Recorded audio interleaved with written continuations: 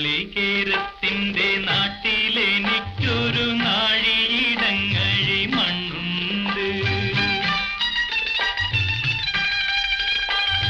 നാളികേരത്തിന്റെ നാട്ടിലെനിക്കൊരു നാഴിയിടങ്ങഴി മണ്ണുണ്ട്. ഒരു നാഴിയിടങ്ങഴി മണ്ണുണ്ട്. അതിൽ നാരായണ കിളിക്കൂട് പോലുള്ളൊരു നാലുകാലോലപ്പുരയുണ്ട്.